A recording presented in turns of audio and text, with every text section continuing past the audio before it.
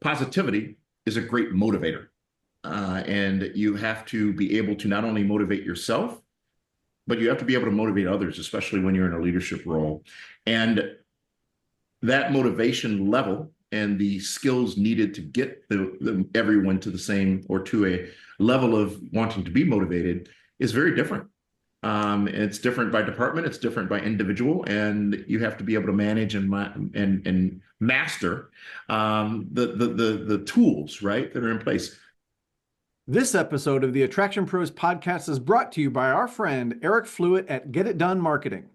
With 30 years of experience in the attractions industry, Get It Done Marketing offers freelance marketing insight, strategy, and execution at a fraction of the cost of a full-time hire. Partnering with over 30 parks and resorts, from family water parks to large multi-location organizations, Get It Done Marketing fills leadership voids on property, and corporate marketing teams, assists with resource allocation, and supports emerging marketing professionals. Learn more at getitdonemarketing.com. Welcome to the Attraction Pros podcast, where we discuss the latest trends and challenges facing the attractions industry today. We chat with some of the top leaders in the field and provide resources that will help develop your career in this great industry. I am Josh Liebman. I am obsessed with the guest experience and helping attractions make that their top priority for success. And I'm Matt Heller. I am passionate about organizational effectiveness, leadership development, and employee engagement. Now sit upright, hold on tight, and get ready for the Attraction Pros podcast. Hey, Josh, how are you? Hey, Matt, I'm doing great. How are you? I am fantastic. All right. Woohoo! Yeah, I got a question for you. Okay, let's hear it. So we've probably talked a couple of times about our first jobs in the industry, but what was the last job that you had before you went out on your own? I was the last job I had in a park. Yeah. Yeah. I was the assistant general manager for a small park in Southwest Florida. I remember that park. Yep, you came and visited on the day of the grand opening. Walked you around it. It was Exactly, a quick tour, but yeah, you got to see it. We talked about. I asked you a very impactful question that day. It was, Matt, have you ever operated a classic tilt-a-whirl? Remember that? I do. I very, very vividly remember that. And do you remember my answer? You said, yes, I absolutely have. And I think we spent several minutes geeking out about the manual operation of, I think this was like a 1967, something like that. It was cool. Big wooden bar on it that, it would control the speed. Yeah. Anyway, exactly. Yeah. What about you? My last one was at Universal, the senior trainer of leadership development, and I left that job in 2011. Nice. Yeah. Yeah. Well, glad we covered this. All right.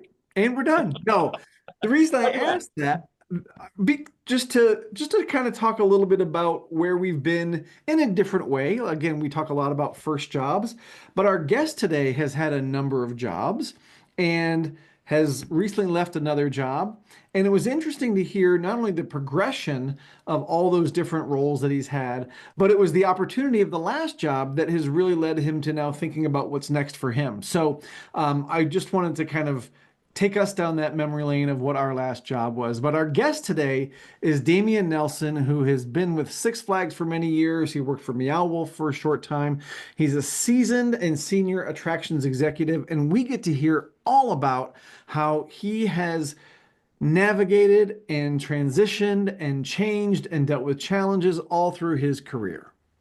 Man, when you say all about, you mean it. The amount that we covered in this interview, this is like a 3-hour interview condensed to our regular podcast time. So much information. He shared stories, he shared lessons, he shared wisdom.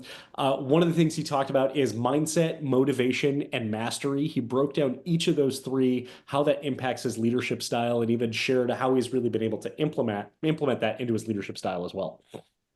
One of the other things that I really appreciate that he spoke quite a bit about was embracing change, whether that's leaving his home park of Great America, going to China, coming back to the States, going into departments that he's never worked in before, really embracing the opportunity that change can bring about.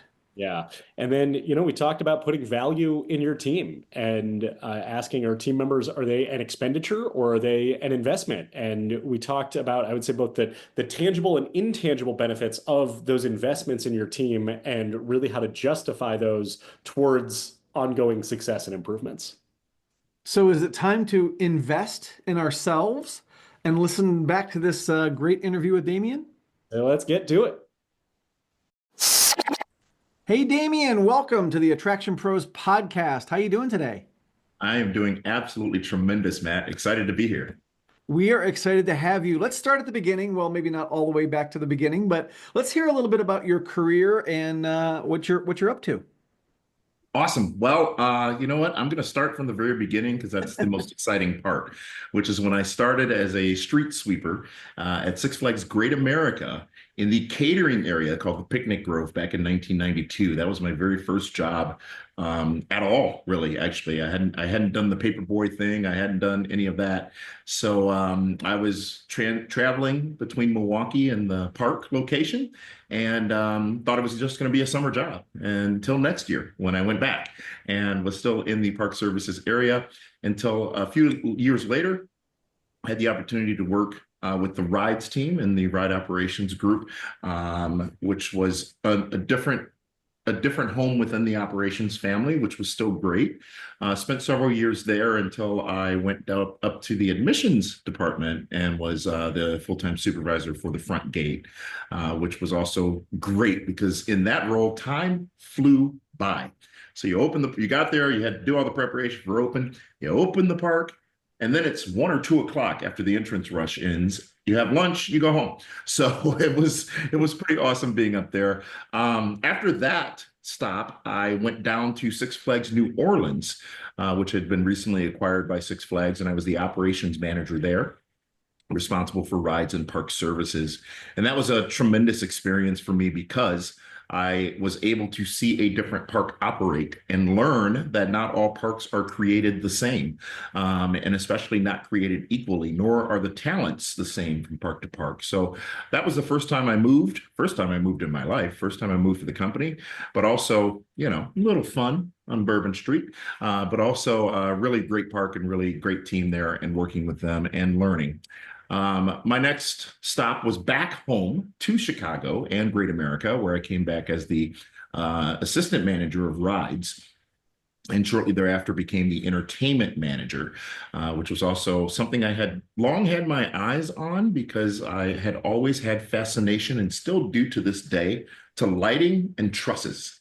It's a weird thing, but like when I go to a concert or a show, and I was actually out at WrestleMania recently in Las Vegas, and just I spend so much time looking at the production and just looking at the artistry of the production. So being able to work in that realm and at a major park and be responsible for the really awesome touch point that entertainment has with our guests was very, very exciting. I then became the director of operations at Six Flags Great America starting in 2008.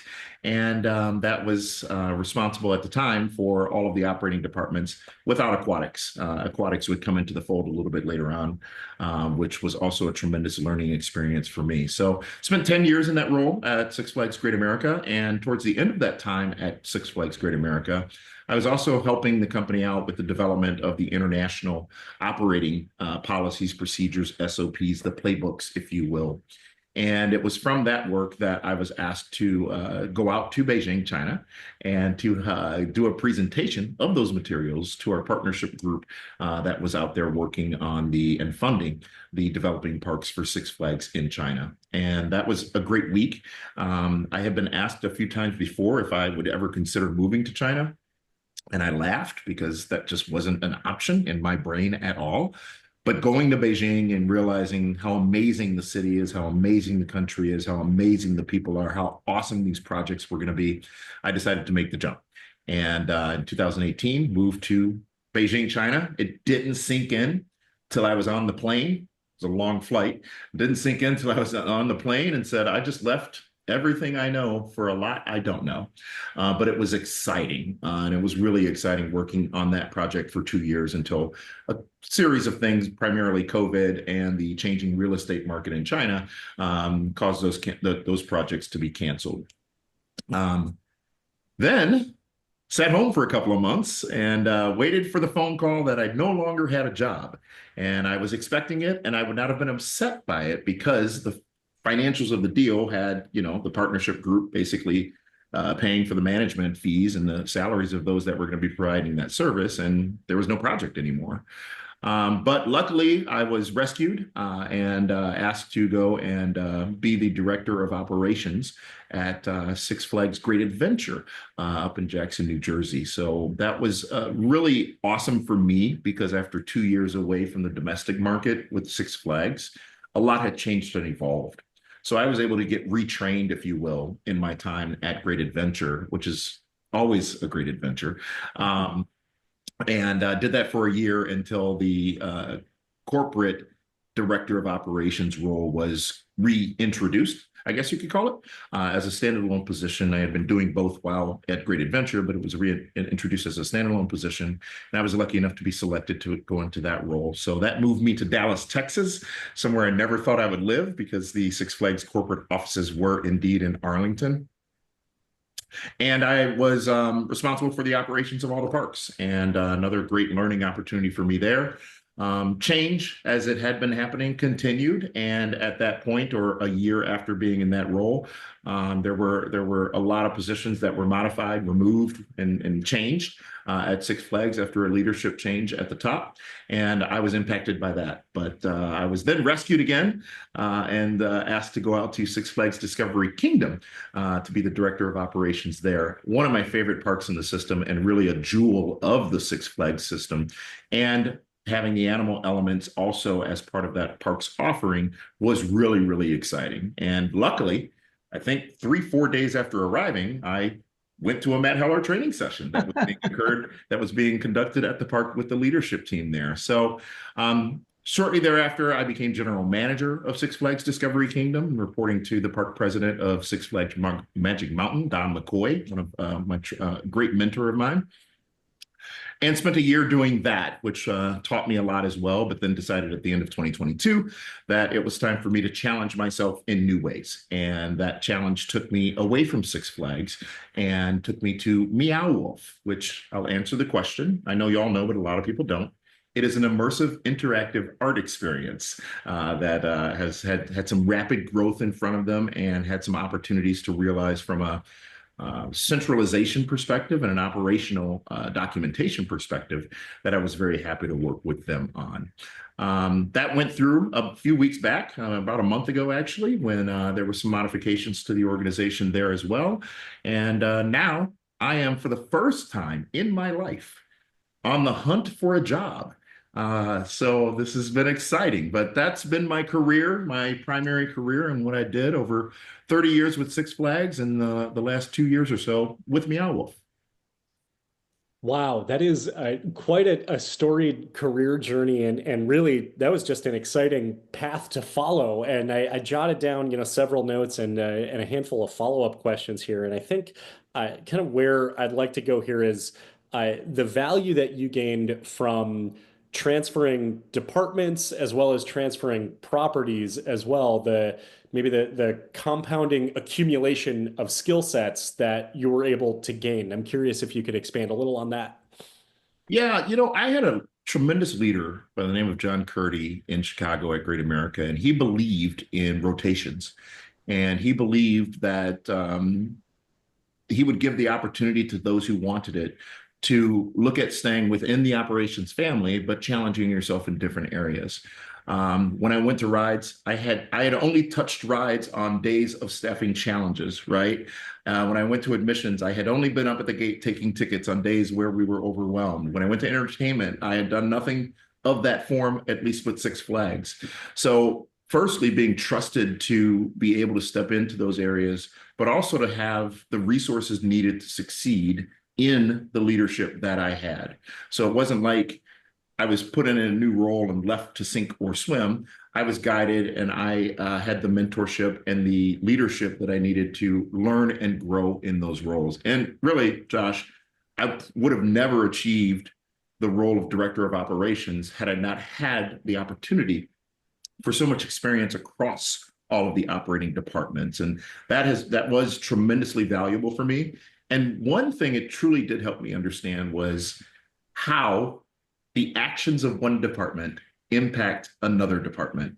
Because if you stay in one home, you see things from your perspective and you don't understand, even when told or asked, the challenges or the opportunities that may be created amongst other departments based off of your decisions in the leadership of your own department. And that was also part of my growth and learning that and learning those cross-departmental things that need to be considered in everyday decision making.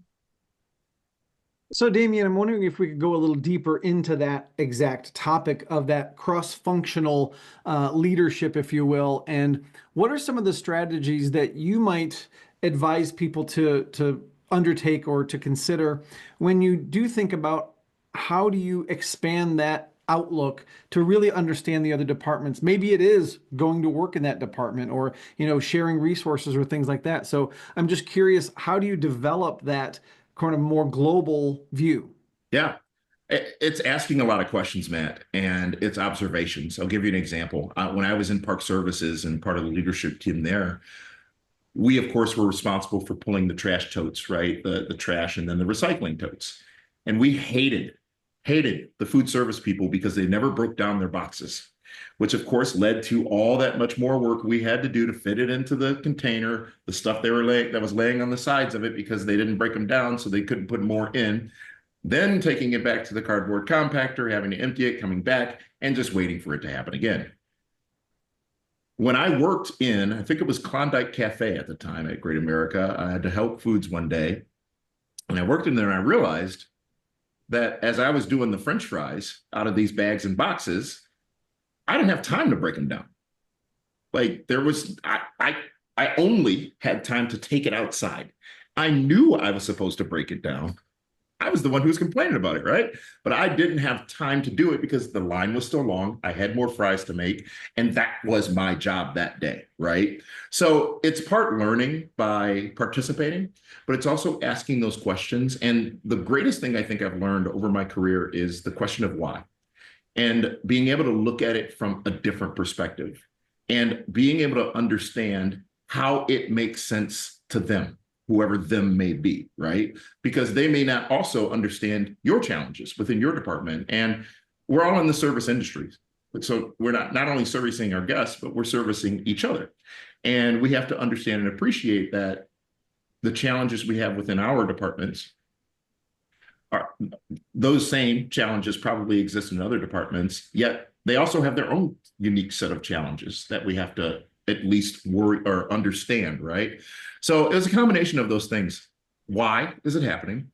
Is there a solution? What are the challenges they're facing? And asking questions and building those relationships so that you're comfortable with the questions you're asking and that you're going to get a valid answer. So one of the words that has come up repeatedly a lot in the last several minutes here is the word challenge in a number of different capacities here. And that was also one of the things that I had written down because we talked about the challenges of each department. You also talked about challenging yourself as well within each of those transfers, whether departmentally or particularly on the plane to Beijing, of leaving a lot that you know to a lot that you don't know. And right. I'm wondering, as far as maybe this is a question about getting out of your comfort zone, or for people who they're very comfortable working in the same department within the same organization for their entire career, and any maybe words of guidance in how people can maybe kind of break through that a little bit. I think that every individual is just that, an individual, right? And some people are more excited about change than others. But I think that everyone should be willing to embrace change. And if that can be change that's going to help your own career path and trajectory, to fully embrace it. It's easy to stay in your lane, right? It's easy to do what you know. But when you get the opportunity to step outside of that and understand that there will be challenges, understand that you might mess up. As we know, failure is nothing more than an opportunity. And that I think is a mindset that it is always beneficial to have. We work in places when you're in the theme park environment, amusement park environment, we're in a small city, right? And I used to say at times in Chicago, even at Great America, there were times where there might have been more people at the park than residents of the city we were residing in. And that gives perspective, right? But if you're in that city and that enterprise, if you will, I think you're maybe costing yourself opportunity if you don't explore the options within, because it's rare that you can keep the same place of employment but have a brand new job. And that's what I think people should, when they can and when they're comfortable with it, I think that should be embraced. So kind of along that same line, kind of that through line to some of these questions, you also mentioned that the first time you were taking over the rides department, you'd only interacted with rides when it was, crunch time, and the same thing with admissions. And what I hear a lot of people talking about is they say, well, I'm not ready for that promotion, or I'm not ready to do that. So what was it once you got into that role, or once you landed in China, that you said, okay, now here's what I have to do to prove myself and to be ready for that next step? Yeah, great question, Matt. I think it's there of course has to be a level of confidence, right? But there also has to be a level of confidence in the support that you have and the knowledge that you already have. Every park essentially, fundamentally, I think, runs the same. Guests come in, guests have fun, guests leave. Fundamentally, that's the same. You need people to make sure that happens, right? But the scale and scope of what you're doing, it changes dramatically from location to location. The dynamics of the teams you're working with changes dramatically from location to location. So the big challenge going to China was, we got to get these parks open, and the people who operate them, aside from us as the management team, don't know how to run a theme park, have basically never worked in parks. So we've got to bridge those gaps. We've got to help them understand, and we've got to teach ourselves to understand as well how these parks are going to operate. And we had to teach them the Six Flags way, but we also needed to learn the China way, which was very different. And just having an open mind of like, and I don't want to sound overly confident here, but having an open mind of saying, I know what I'm doing. I just got to do it in a different place. And the path is going to be very different, but the destination is essentially the same. Curious if we can go a little deeper on the time you spent in Beijing, and curious as far as additional key takeaways kind of you took from that experience that you wouldn't have otherwise gained stateside. I know you gave us a little glimpse into it. I wonder if there are any others as well. Patience, which I hear is a virtue. Um, it was an unknown challenge of mine, I think, right? And I think that going there and being forced to be patient, and you're dealing with translators, so you're not having direct conversation. So that extends, every conversation takes twice as long, if not three times as long, right? And patience in also finding a way to get through, because sometimes whether things were lost in translation or if there was just a disconnection, you had to figure out a different way to get there, right? Like I told my leader, Mark Kane, who was out there with us, one time that I remember went into his office and I said, Mark, for the first time in my career, I feel defeated. I said, I don't know what to do next to get this resolved. And that was, again, a tremendous learning point for me, because I'm the kind of guy who believes there's always an answer. The answer may not be ideal, but there's always an answer, right?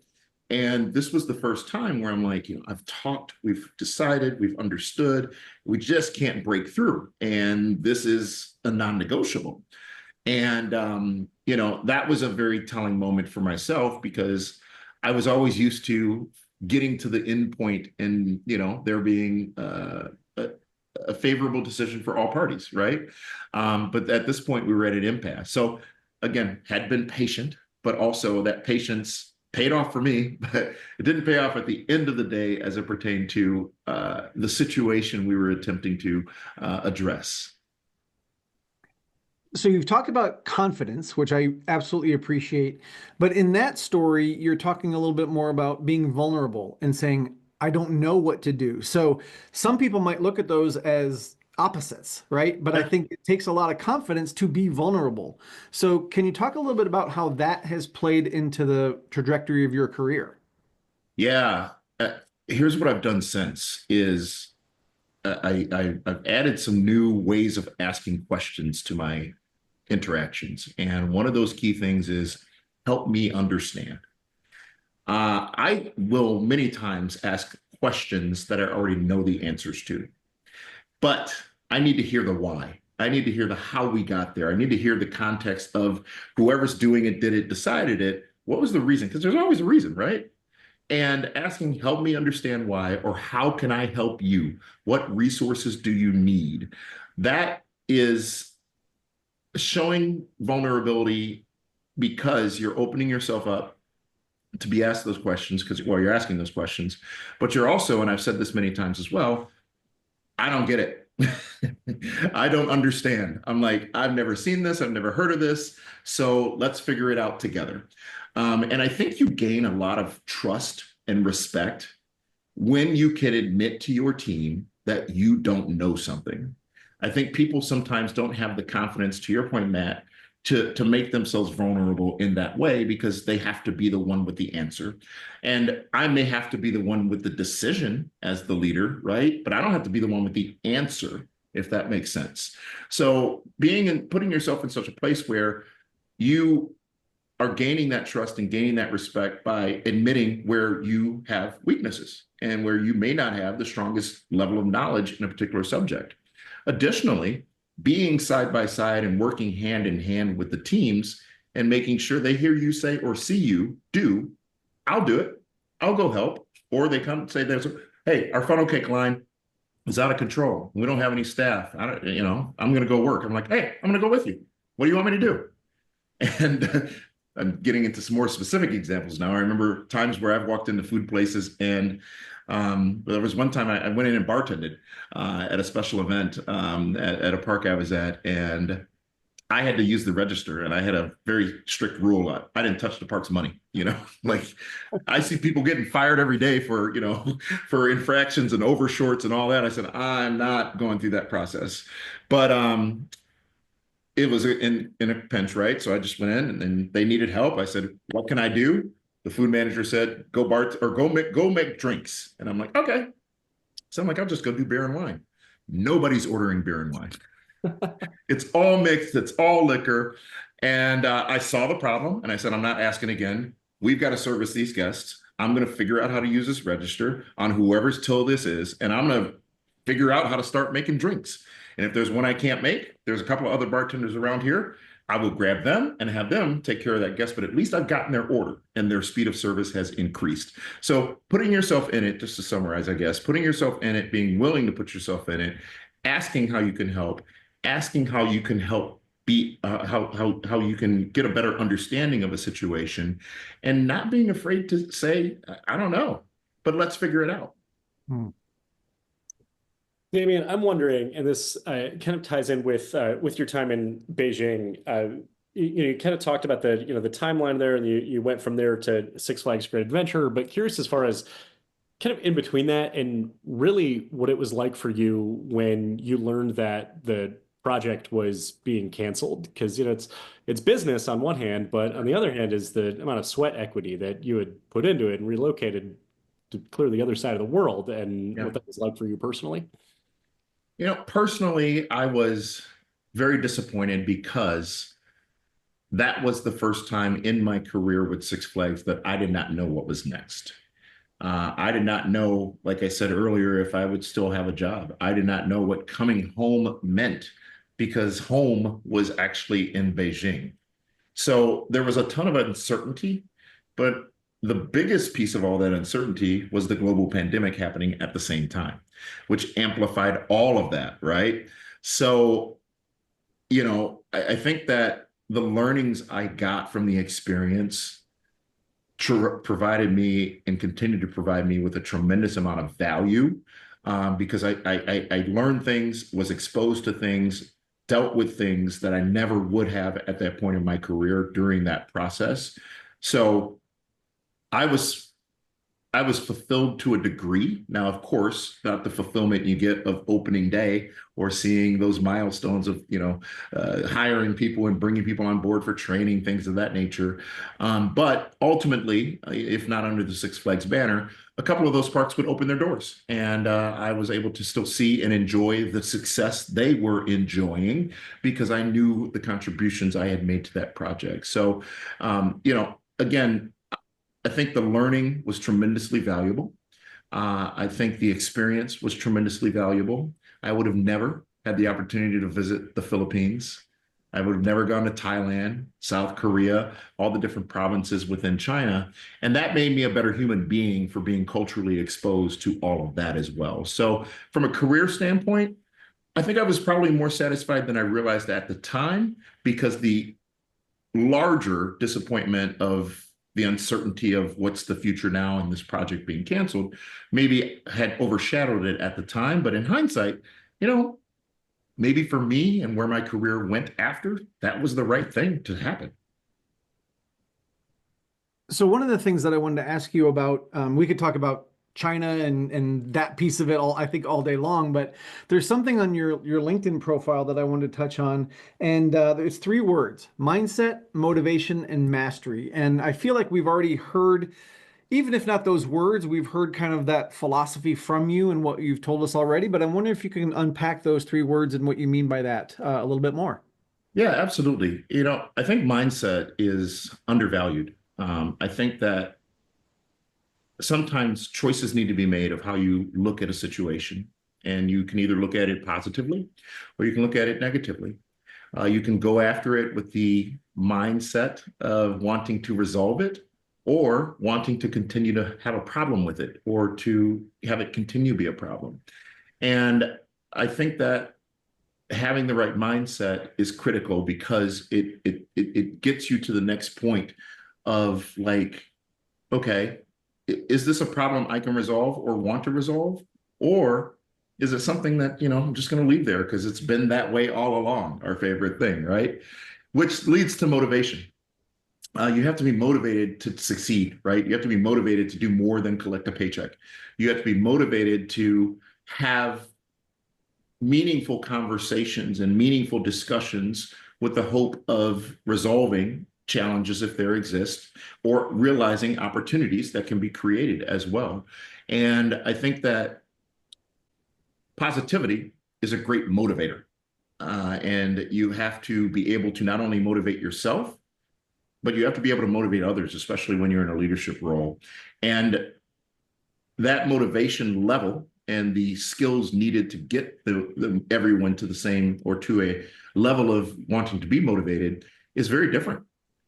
It's different by department, it's different by individual, and you have to be able to manage and master the tools, right, that are in place. Explaining the why, ensuring that you don't just get people to the point of bought in, you don't just get them motivated, but you also get them to the point where they're executing in a way that we're delivering to our values, to our standards, and to our expectations, which is where the communication of those things becomes important as well. So I think, there's always a lot of words, right? But I think those 3 words, first happen sort of progressively, right? But also are very important to one another because they're intertwined. Can you share any ways, or if you have any specific examples, how you've been able to really weave that into your leadership style? Sure. There was a recent experience where there was a tremendous amount of negativity. And the negativity was, I think, unfounded. And well, negativity was definitely justified in the minds of those who were being negative, right? But the situations that was leading to their negativity had never been addressed. And in some cases had never been brought up to the people that could have done something about it. So the first step was to look at, okay, we've got a challenge here with the mindset. How do we change that? And I had to modify my mindset a little bit as well, because some of these challenges were challenges I had never experienced before that I had committed or was going to commit to the team to resolve. So I had to motivate myself to learn, right? To understand what the problems were, how we got to those problems. In some cases, it was painful, how it was a self-inflicted wound that was done unnecessarily. But then using that to motivate the team and saying, I've looked into your issue. I am committing this resolution to you, and let's get there together. And that's where now let's master it, right? If we're going to make these changes, if we've addressed the challenges that existed in the past, I can't say they won't happen again, but I can tell you that we are going to make sure that we are doing things in the proper fashion so that we don't have these challenges again in the future.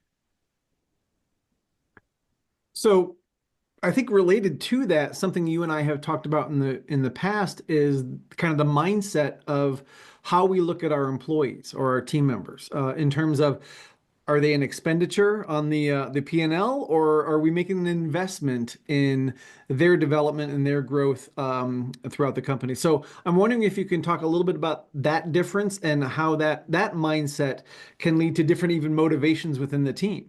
Yeah. It's a delicate balance, right? Because we're all in business and the numbers matter, right? And sometimes, we might look at the need to address some areas which might have a challenging level of workload, right? And maybe there are areas where we need to look at addressing the number of people that are servicing the guests so that we can provide better service to the guests. I think it's unfortunate when the first consideration is how much is it going to cost? That should be in the conversation for sure, but I think the way it's an investment as opposed to an expenditure is we're not just doing that to add labor.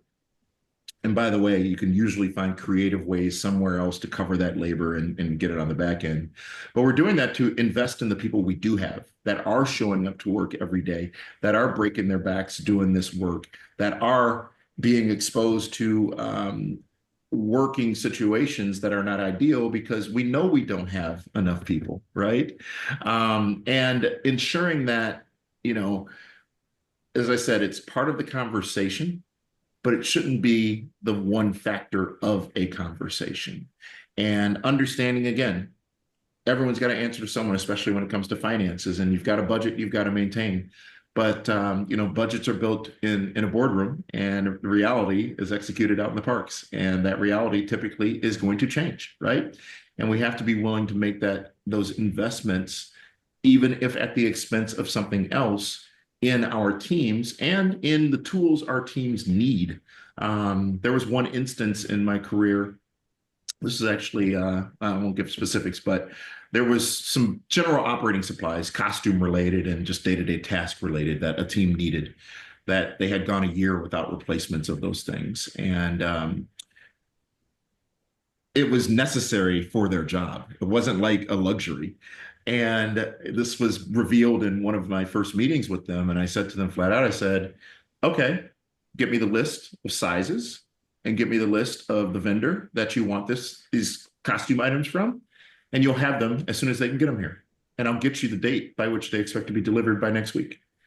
It was such a minimal investment, but it meant so much to them that someone finally listened. And someone was finally willing to deliver on what had been a repeated ask. And we know what happens with a lot of those repeated asks, right? 5 years down the road, somebody new comes in, is like, okay, why do we have to walk the trash all the way around these cars that are parked here when there's like space across the street where those cars can be parked? Oh, it's been that way 5 years. We keep asking and they won't listen. They won't do anything about it. Yeah, then it becomes like not part of the conversation, but still is part of the challenge that the teams are encountering on a day-to-day basis that they're not talking about because it's old news to them and no one's going to do anything about it. So I think that, again, we spend so much time, especially in the parks industry, but in the attractions industries broadly, turnover, training, dealing with all of that. And you're always going to have that, but the more that you can make those investments in the quality of work and the people you have working, and not simply looking at them as just a seasonal or just a 15-year-old or just a weekend person or what have you, they all matter because they all play into the role. And I think that you have to put value to all of that. while you're making that investment decision. And, yes, it's an expenditure as well, but the more you do in that regard, you're going to start seeing those other things get better. Your turnover numbers may improve, should improve. Your show up rates should improve. The demeanor that your staff has to customers or guests should improve as well. So just to close that out, that's the investment, because you're actually investing in the company's success, I think, when you are investing in your people. And it sounds like, if I understand it correctly, that oftentimes the value of the investment is proportionately larger than the cost of that investment. But you make a good point that the budgets are made in the boardroom and executed in the parks, which there may not be necessarily this level of transparency, or I would say immediate direct understanding of where that investment is going to come back. I can think of just one example of I had team members asking me, they were all standing at point of sale registers and they asked for padded mats. And so I was thinking, well, that times the number of cash registers that I have, like, I don't know if this is going to be, approved. They're going to be standing all day long. They said, we just want, our feet to be a little bit more comfortable, right? But that was the investment into their, honestly, their physical well-being while they're in the role. I was thinking about that when you were talking about the costumes. I'm wondering if or how you then justify to say, hey, here is the cost of it. Here is what I anticipate that value is going to be. You talked about, turnover and show up rates and customer service improving, but to make sure it gets back to the boardroom so that the boardroom says, yes, this is an obvious green light. Yeah. Great question. I think sometimes you can show it, right? Sometimes you can show it with increased throughput numbers or increased transactions that you're going to get, in your food and beverage or retail spaces. But it's very, very, very hard to prove that anything else is going to happen, right? It's very, very hard to prove to say that if our team members, if we add this team member or extend their shift or whatever else, or buy them these comfort items, that's going to improve our guest satisfaction. You can't prove that. I mean, you might be able to prove it after the fact, but you probably didn't do just that one thing either. So I think the way you quantify it is you identify the company, the location should identify their core values, right? What do they want to achieve? What are they there for? And then those decisions should be weighed against those things, right? If guest service, customer service, whatever it might be, is top priority, then hopefully you're having less of a conversation about those expenditures, and you're having less need to justify those expenditures because it fits into the value. It fits into what the company wants to be and what they want to do. You can look at, we talk about the theme park space right now, you look across all the parks and look across all the park companies, and they all operate tremendously, but they operate differently as far as the level of service that they provide. And sometimes that's not deliberate. Sometimes maybe the market just can't sustain the staffing level that needs to be sustained. But in a lot of cases, it's because they're in a position where they're able to provide maybe a higher level of service than other locations. And that takes resources, right? So when you're looking at, the budget being created, and by the way, we talk about the boardroom all, I've been on both sides, so I get it. And I understand all the perspectives, believe you me. But you have to understand that, while it might cost, you might have additional resources that you can throw at it, and it makes it is less of a problem or a challenge when you're looking at the commitment that you're going to make to a decision to add cost, because it's going to add service or improve the level of service or team member retention or whatever that might be. So, Josh, it's always a dance, I think. And it's always a delicate dance, and it's a daily dance. And, I've always told my teams, and this happened recently as I was with Meow Wolf, is our budget entirely for our location is the checkbook, right? So if you in your department have some resources you need, but you can't find a way to do it financially, don't just decide that that's done, because we have a lot more money outside of your department that we might be able to reallocate, shift around, or utilize differently to be able to get you what you need. So I think that one thing that helps justify with that is when you can go in to the budgetary process and say, hey, I'm asking for $50,000 more in labor for park services, and I'm going to save $50,000 in this contract fee or whatever it might be. So your net ask is zero, right? Now, there's a risk there, and this has happened to me many a time, is if you're going in there ready to give something up, the answer can still be no on the ad, but the answer, generally speaking, is going to be yes on the take. So, you just have to balance those things and get to a point of comfort. But every situation is different. I think generally speaking, it is the vision of the company, and it is the company's prioritization, I guess, of what they want to deliver from a service perspective that fuels that decision. So I'm curious, thinking about all the experiences that you've had, and even the things that you're talking about now, those specific examples and balancing, the guest experience and the budget and those type of things. There's a lot of people out there that are hopefully listening to this, or at least, pursuing a career in the industry and wondering, how do you balance it all? So what is your sort of advice or guidance to people who are thinking, there's so much out there, there's so many things I have to think about. How do I keep it all straight? What's your best advice for them? You've got to find your guiding light, right? So, at some point in my time as director at Great America, I decided that I would evaluate everything my team did by whether or not we were creating a fun, memorable, and stress-free experience for our guests and our team members. And that wasn't about what we can and cannot afford. That wasn't about the breadth of the number of things that have to be done or challenges that we have. It was, okay, sure, we're here to make sure that guests are having a fun, memorable, and stress-free experience. And guess what? Sometimes memories can be bad. So we can do it wrong just as well as we can do it right. But I think you have to encapsulate it into a guiding light and a guiding force. What are we here to accomplish? Another thing I try to say as frequently as I can, or did when I was in the parks, was, hey, we work at a theme park. Have fun. Because the problems we're having, yes, they're probably amplified by the fact that it's hot out, cold out, wet out, whatever out, right? Because we're in the elements. But most other jobs are going to have the same challenges, right? So I'd rather be in this environment than at a fast food restaurant. No knocking it, but I'd rather be in this exciting environment than in that environment, because I can deliver experiences. I can impact emotions, whether that be of my team or the guests. So I think really it is, you got to button it up, right? You got to take all that and you got to put it into a package. You got to button it up. You got to make it digestible, and you have to live it, and you have to reiterate it, and you have to evaluate yourself and your team against it as well. And acknowledging, by the way, all that stuff you're packaging. That's good advice.